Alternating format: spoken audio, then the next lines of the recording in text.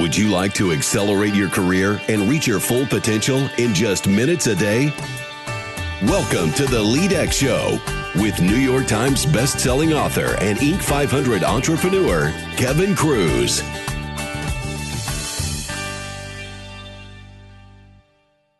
How can you develop a star mindset? Hello everyone, Kevin Kruse here, helping you to achieve your full potential 5 days a week. And in just a minute, we're going to talk about the difference between good companies and truly great companies. But first, don't forget to visit LEADx.org, where you'll find hundreds of articles from the best business and career writers out there. And sign up for our quick read newsletter, which is packed with actionable tips you can try out right away. That's LEADx.org. Our guest today is one of the world's leading management thinkers and consultants. His Fortune 500 clients have saved literally billions of dollars by deploying his process improvement methodologies. He is the chairman and CEO of ASI Consulting Group, and his new book is already a USA Today bestseller. It's called The Difference: When Good Isn't Enough. Our guest is Subir Chowdhury. Subir, welcome to the show. Oh, thank you so much for inviting me. I'm excited to have you on, and we're going to talk about the difference in just a minute. But first, will you share with our listeners a time when you actually failed, maybe early in your career, and what was a lesson that you learned from it? One of the challenge I had was when I first joined as an industrial engineer at General Motors in GM in Detroit, Michigan. So initially as an industrial engineer, that your job is how to make the assembly line much more effective and much less people. So my first job was to kind of cut some workers on the assembly line. And it was such a challenge because, as soon as you walked in as an industrial engineer, the first thing they look at all the workers look at you as saying that you are going there to cut their job.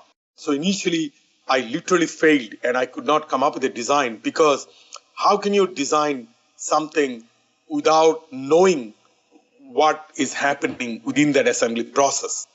So even though I learned everything on the book, but in real life, it's not about engineering. In real life, engineering and manufacturing is done by the people. So initially, I miserably failed because I don't know what the secrets are, right? Then what I did was, from that lesson, what I learned from that was, at the end of the day, if I really wanted to become successful in business or in my career, I have to concentrate on people, not on the process or not on the engineering talent, even though I have the best school's engineering degree. So from that experience, what I've done is understand from them, and they taught me about the car production. Then I became a better engineer because these are the people, these are the workers who taught me what is the nuts and bolts of engineering. Once I learned from them, then I redesigned the whole assembly line and made it much more effective. It is always about the people. That is a great lesson. Yes. It reminds me, Subir, of there was two times come to mind in my own experience. The first time I had sold one of my companies, it was into a larger company with many offices around the United States. And they acquired about 12 companies in 12 months. So there were many of us, new partners, new companies coming in. And to me, and it was just natural, I don't know how I knew to do it, but within the first 30 days, when the deal closed, I just flew to all the different offices and had a cup of coffee or tea with the different partners to say hi, learn about what they did. And it was just to start that relationship. About 2 months after that, they did a firm-wide election to pick partners to put on the CEO's operating committee. Now, there were partners there that had more stock, more shares of the company, who had been there for 10 years. I'd been there 2 months. And I got voted onto the operating board, and the long-time people did not. And it caused quite a ruckus, if you could imagine, among the partnership. And I knew that the only reason why was because there were all these new partners that were coming in, and I was the only one that took the time to go say hello. I wasn't running for the office. I wasn't electioneering. It was just being friendly. And yet I saw the power that gesture had. It was amazing. So Subir, your new book is The Difference: When Good Isn't Enough. And I love the opening of your book. It's a question. It says, If you saw a toothpick on the floor of your office or home, what would you do? Now, what's the relevance of the toothpick? Thank you for asking me that question. So one day, in the morning, I had a meeting at 8 a.m. in the morning of a Fortune 100 company, vice president of quality of a very large automotive manufacturing company. And as soon as I walked in his office, he looked at me and the first question he asked me was, what do you do if you find a used toothpick on the floor? And I looked at him and I said, hey, what's going on, man? So I kind of asked him, I said, what kind of question is that? Why you are asking me this stupid question? He looked at me, he said, no, Subir, it's not a stupid, it's a very, very important question. Can you please answer? So I said, okay, hey, before I answer, I wanted to ask you, I said, yesterday, the JD Power report came out. I understand your company did not do that well. Is your boss is very upset with you or what's going on? And he said, Subir, no, it's nothing to do with that. I think we have much bigger problem. He said, you have been helping us on saving millions of dollars and helping us to make our process better and everything. But I think our problem is much deeper. So I said, what is that? He said, that's why I asked you the question. I said, if I find a used toothpick, obviously I'll pick it up and put it in the dustbin. He said, isn't it true that you always put the used toothpick on the dustbin? He said, let me tell you something. Today I went to my secretary, asked the same question. And she said she'll put it in the dustbin. I asked my direct reports. They told me the same thing. And here I am. I had a 6 a.m. morning meeting with my CEO. And when I'm coming out after the meeting, I found a used toothpick. And I just picked it up. And I was just looking at the toothpick. And I was just thinking, that means maybe somebody had a meeting with the boss before and maybe got mad or whatever and put the toothpick on the floor. And then he looked at me and he said, Subir, if I can find a used toothpick in my organization's floor, like just within 10 or 15 feet of my CEO's office, that tells me why our quality is not good, why we are not doing good in JD Power. That means there might be thousands of toothpicks in all facets of the organization. So the point he was making is that at the end of the day, if you can have the best process in place, but if your people does not have the caring mindset, then process alone will not do it. And let me tell you why I say that. When I have been hired by, suppose for the sake of discussion, two same size company of the same industry, and one is getting 10x return, another one is getting 100x return, and both of them hired me as a consultant, and they're using my process, whatever the process improvement methodology, and still one is getting only 10x return, one is getting 100x return. What is the difference? Why is that? And initially I thought that maybe my processes are flawed. Then after the lot of analysis, we find out, and the answer came to at the end of the day is the people. And the people means majority of the people has a caring mindset. On the company which is getting the 100x return, once I help them to how to solve one problem by using the processes or techniques, after that, they are pretty much on their own feet. They can do the next project and next project. So the same person, the knowledge is there. They can solve, 5-6 problems a year. On the other company, which is getting only 5 or 10x return, majority of the people after the first project, they washed their hand. Mm-hmm. They said, oh my God, my boss told me to do this, this training. That's why I came over here. I got this project done. Who cares? Life moves on. So they don't think, oh my God, this is a tool I received and this is so fantastic. I solved this problem. Oh my God, I can use this tool in all my project and I can save more money for my company. They simply don't care. That's why I feel it's so critical. I don't think that organizations does a good job on employees to how to build a caring mindset from all level, from janitor to CEO.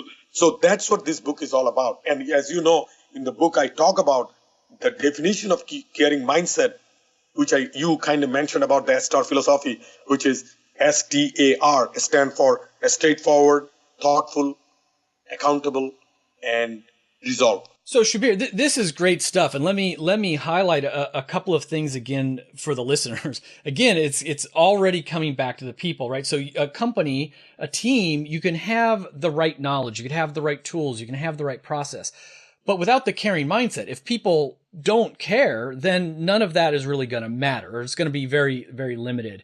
And I often talk about and reference the the Gallup studies around employee engagement, where only about 1 out of 3 people are actually engaged at work. Only about 1 in 3 are going to care and give you that discretionary effort. So Subir, you mentioned you've got the STAR model, which is, the 4 facets of this caring mindset: straightforward, thoughtful, accountable, resolve. Tell us a little bit more about each of those. Like, what do those mean to you? What I find is that a lot of the time, a lot of companies, a lot of the employees at all level, they're hiding information. When someone is straightforward, you respect and seek the truth, no matter how difficult it may be to hear. Right. Think about what you are going to lose when you or the people around you seek the easy way out, because you might be very afraid to be straightforward. See, human being knows mistake can happen. But the sad part is that if you hide that information, if you are not straightforward to your colleagues, what will happen is that consequences might be very, very large. Like, think about the Takata airbag issue. Somebody knew inside of the company and it did not come to the surface. I don't want to use the word dishonest, but if you lead a straightforward life, you will feel good. You will get some positive energy out of it. That's what the straightforwardness, and the reason I mentioned that, because that is one of the attributes and the key attributes of the caring mindset. Subir, would you agree that part of the problem is the pressure for short-term results versus long-term results? So nobody really wants to be dishonest, but if the pressure from my boss or my boss's boss or the culture is that the number one thing is to always make your quarterly numbers, then you won't be straightforward because you're kicking the pain down the road, right? And that culture has to change. It's like you and myself will be telling our kids, hey, you need to get into the top Ivy League school. And by the way, you didn't score well. Hey, how about this? Let us forge some documents so that you can get in. Even if they get in, ultimately that truth will come out. Right. It'll be a lot worse later. Exactly. And that is the problem. See, that is the problem. Even in a national level, even in our government, we have the same issue. Both political parties in our country, is both Republican and Democrat. There's so many policies get passed or whatever. They know it's not right. They still do it. They do it because the election is 6 months away or 1 year away or something like that. You got it. But unfortunately, it was not defined by some supreme power. We have to do it that way. Right. So we have a choice to make, what kind of life we wanted to lead. Normally, straightforward is not rewarded. But guess what? Everything I did in my whole career is being straightforward to the client. And some of the time, client got so upset they throw me out of the room. But 2 months later, they realize and they come back and say, you know what? That consultant told me the truth and he's right. Let us bring him in. So the next element is about the thoughtful. I think, especially in the social media era, we are becoming so much of the gadget centric. We sometimes forget about looking at the eyes to our colleagues and be thoughtful with them. Remember that story I talk about, that glass of water? I was sitting on the business class in the front row, right. And one of my consulting engagement and the airline, and the flight steward is serving the drink to all of us on the business class cabin. Older gentleman came in. He's sitting on the first row, and he asked for a glass of water. And the steward looked at him and he said, "Sir, unfortunately, in the economy class cabin, we don't serve any drink before the flight takes off. So you have to wait until then." So the older gentleman again told her, "Hey, look, I'm very thirsty. Give me a glass of water." And she didn't even give him an eye contact, nothing. And then one of the young men sitting in the business class immediately walked in, poured a glass of water, gave it to that older man. The point is, I posted an article about the power of glass of water in LinkedIn. So far, more than 250,000 people around the world read that article, and I got almost like 11 or 12,000 likes so far. The article has been shared more than 3,000 times. And I think right now, based on this experiment I've seen, everything going on towards the world with all the negativity, all the war and everything else, people are hungry for kindness. Right. People are hungry for thoughtfulness. And the reason I mentioned about the thoughtfulness is, in my mind, thoughtfulness is basically a two-step process. First step is the listening. We don't do a good job as an individual in listening. We try to hear, but we don't listen. listen is much more than hearing. So we have to do a much better job on listening to the other person. And once you truly listen to other person, then your empathy comes in, which is the second step. Empathy kicks in. And then you will do something about that empathy. So I strongly feel that each of us as an individual, if we can offer to our colleagues a glass of water when they need it. So for an example, let me give you an example. Like after reading the Difference book, one of my clients invited me and wanted to talk with me about the difference. And he said, hey, Subir, this book, I loved it so much and blah, blah, blah, blah, blah. I said, okay. I said, did you get any message that which you are going to practice? I said, that is more important for me. So I asked him, I said, do you think that are you thoughtful to others? And he said, of course. So I said, did you recently have a vacation? And he said, yes, in fact, 2 weeks ago, I had a vacation. Then I said, okay, where do you go? What he did, he talked with me for non-stop for 15 minutes. The blast he had in the vacation and gave me so much of positive energy of his vacation. So I listened to it. And after I listened to it, I looked at him and I said, sir, I asked you a simple question about vacation. And you asked me for a 1 hour meeting. Out of the 1 hour, you already spent 25% of your time describing your vacation. I said, that is fantastic. You gave me a lot of positivity. I said, did you even spend even a couple of minutes giving this positive energy about your vacation to your direct reports? He looked at me and he said, Subir, you know our organizational culture. We don't talk about personal stuff and my vacation stuff to my direct reports. That is not our culture. So I asked him, I said, sir, let me ask you another question. I said, suppose if you die someday and I came to know you died. I said, if I'm busy with another consulting engagement, do you really think that I will come to your funeral? What do you think? He said, I don't think so. I said, if I die, are you going to come my funeral? He said, I don't think so. I said, how about this? If you die, do you think that all those colleagues who report to you, they will come to your funeral? He said, I think so. I said, are you sure? He said, I'm sure. I think they will. I said, okay. Now you are talking to me for 15 minutes about your vacation and giving me positive energy. And you are reluctant to give the positive energy to your direct report. So what is it? Is it your ego? Or do you think that because I'm a big management consultant or some big author, that's why? Or what is it? And he got the message. He was so shaken up. So I think it's very important for us to go back to show our empathy. And empathy is not about just telling them, even to talk to your direct reports and telling them, how are you? How is your family doing? How is your children are doing? That is caring mindset. Yeah, it's just treating people like people, right? And being personal. So Subir, we don't have a lot of time left, but touch quickly on accountable and resolve, the final 2 parts of the STAR framework. Okay, accountable is much more like taking a personal responsibility. Traditionally, what I find is that, if something goes wrong, we try to blame somebody else. Basically, what I'm saying is that if you work for an organization, try to help other people. Try to help your colleagues and take the personal responsibility. I talk about one of my heroes, believe it or not, is a 13-year-old girl from Illinois. Her name is Trisha Prabhu. She found out that a 11-year-old Florida girl is bullied by the classmate and committed suicide. And what Trisha did, she came up with an app called Rethink. And what it does is that before anybody type anything in the cyberbullying, if you have the Rethink app installed, Rethink will tell you, are you sure you wanted to give this message?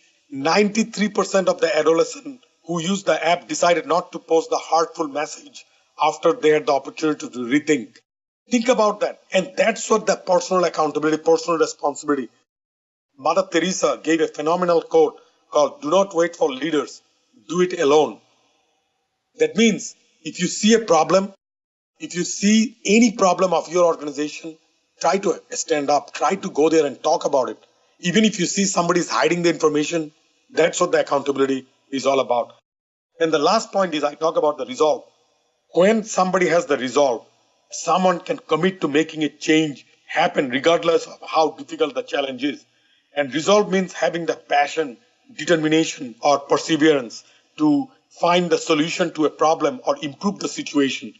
So think about this way. The last time when you faced a dilemma, did you do everything possible to resolve the issue? Is there anything else you might have been done? Or is there anything more you can still do? So think about it. When I came to America in 1991, as soon as I landed, my graduate advisor told me, if you come 2 weeks early, we may give you a scholarship. So I came 3 weeks early. As soon as I came in, I immediately went to his office to make sure that I got the scholarship or not.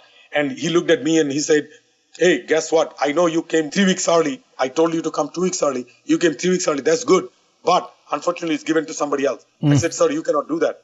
And I didn't have any money to even register. I have to go to a bank for a $200 loan, give my engineering certificate and all. But I didn't give up. And I was the first person in my whole family landed in America, first one. And I don't know anybody at that time in US. And what I did, I still immediately have the resolve and I reject that, no, this is not the American dream I came over here for. That means there is something wrong. But I'm not going to accept that wrong. And that is my first day in America. Think about it. First day in America. Guess what I did, Kevin? I went to every single department. What can I do for that department if they can give me a scholarship? After 1 week, going to 23 departments, 23rd department is the mathematics department. Long story short, I got selected for that fellowship. So the point I'm making is that nobody does that. Nobody went for the 23 departments. Right. And rejection after rejection after rejection, trying to convince that I need that money so badly. I need that scholarship so badly.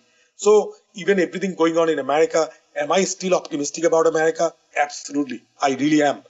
Because it is the mindset. If each of us have that kind of mindset, we can make it different for our nation. We can make it different for our own life. We can make it different for our organization. We can make a difference for our community. We can make a difference for our next door neighbor. Subir, that is a powerful message. And let's end with one more thing. I like to, challenge our listeners to make a difference, to change, to get better every single day, even if it's just a tiny, 1% better. So is there something specific that you can challenge our listeners, something you want them to do at work or at home, like literally today? Okay. Every single day, as soon as we wake up, we go in front of the mirror and we are brushing our teeth, right? And when you are brushing the teeth, take the pause, look yourself in the mirror, ask yourself one question.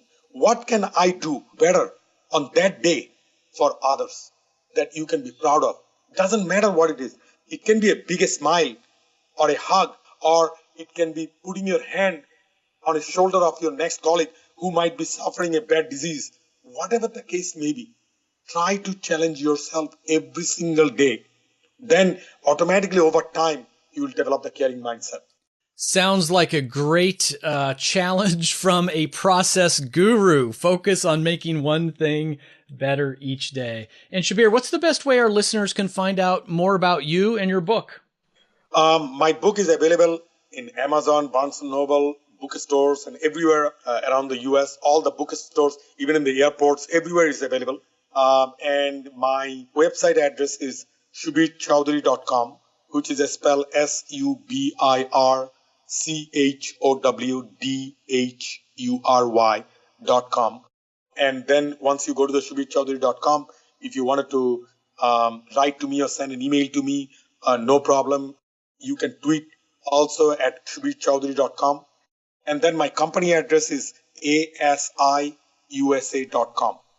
That's great. And listeners, as you know, you can get all of these links and notes from the interview over at leadx.org in case you didn't jot all of that down right away. And as Subir said, look for his new book, The Difference, on Amazon.com or wherever you like to buy your books, wherever your favorite bookstore is.